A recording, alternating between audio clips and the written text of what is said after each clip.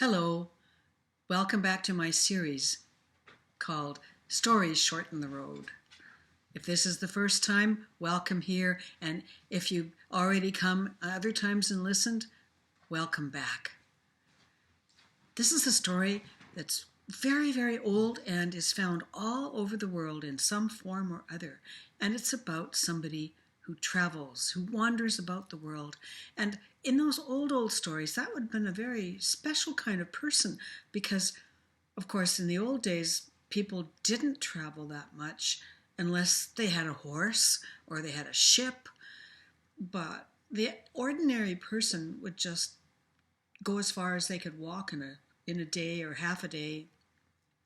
And so if somebody came and visited from far away, they always had, of course, stories to tell of these other places. And so they were usually always welcomed.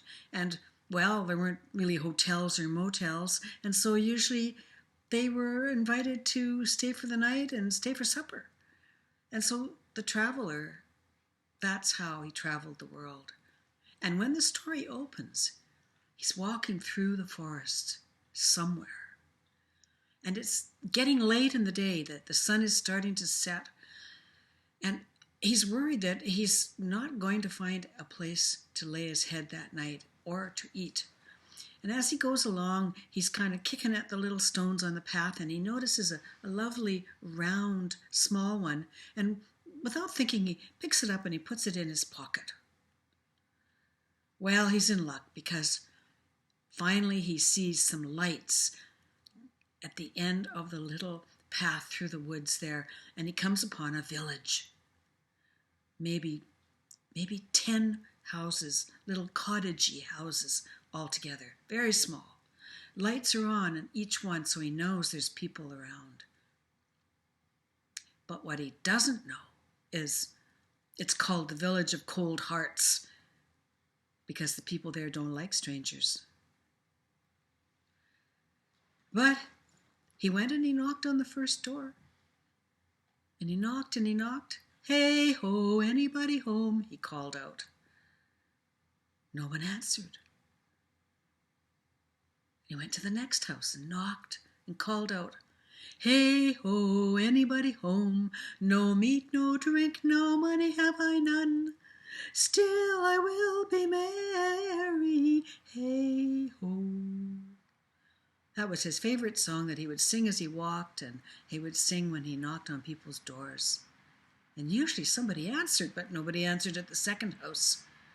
He went to the third house and the fourth, and now you might know this song, so sing it along with me. Hey ho, anybody home? No meat, no drink, no money have I none. Still I will be merry, hey ho.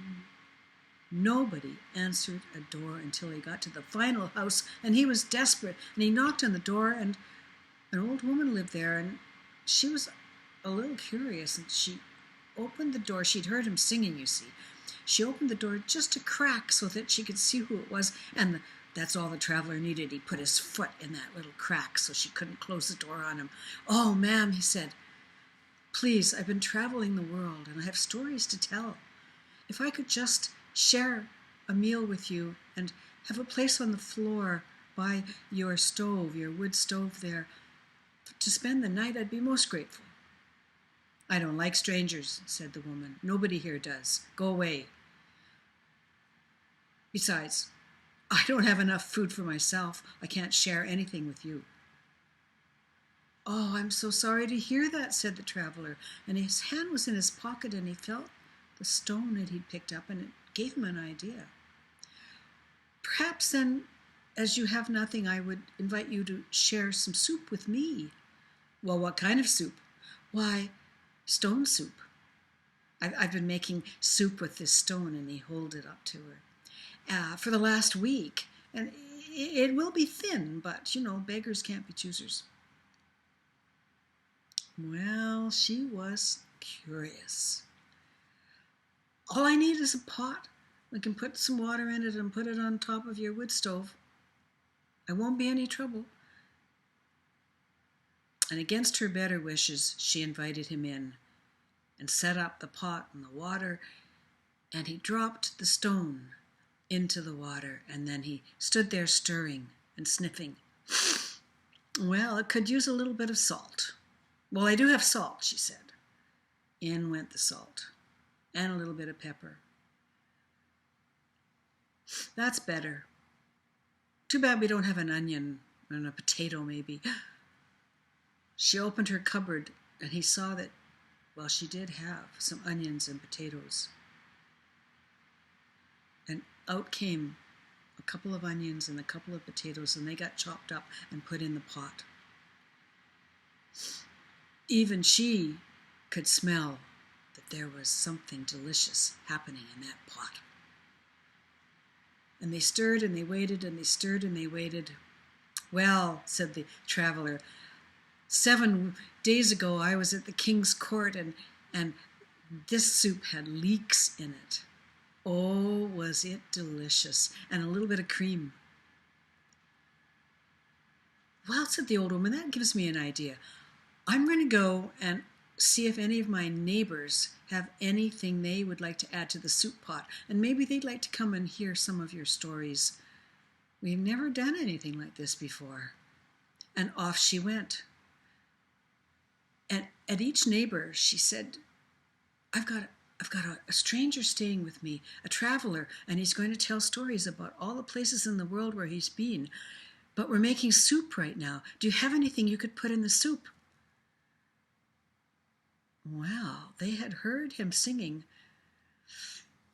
They were a little bit, no, I don't think so. But she said, oh, please, it's cold out.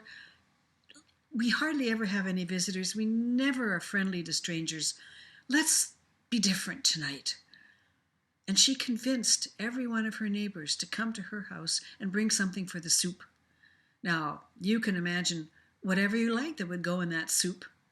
Tomatoes, a soup bone, some broccoli, carrots probably, celery, rice, I don't know, maybe. There were 10 neighbors. 9 neighbors, actually, 10 counting the old woman. Well, there was so much food in that soup pot. It was really hard to stir it. Oh, and it smelled delicious. The old woman found a tablecloth to put on her table. And when somebody brought a loaf of bread, and they lit a candle, and somebody sliced up the bread, and then they all sat around and had a bowl of soup and a slice of bread. And it was delicious soup. And then the traveler beguiled them all with stories of where he had been. And nothing like this had ever happened in that village of cold hearts before. In fact, their hearts began to warm as the night wore on. And then they all went home, and the old woman found him a blanket, and he lay down in front of the fire to sleep. And in the morning, she gave him a nice hot drink to send him on his way. And then she said, oh, don't forget your stone. Oh, said the traveler, you keep the stone. That way you can make stone soup with your neighbors whenever you like. I will always be able to find another stone on my journeys. And off he went, and he was whistling and humming, hey ho, anybody home? No meat, no drink, no money have I none. Still I will be merry, hey ho. And she watched him until he disappeared in a bend on the path as he was going through the forest on the other side of the village. She watched until she could see him no more, and she thought to herself, well, you don't meet someone like that every day.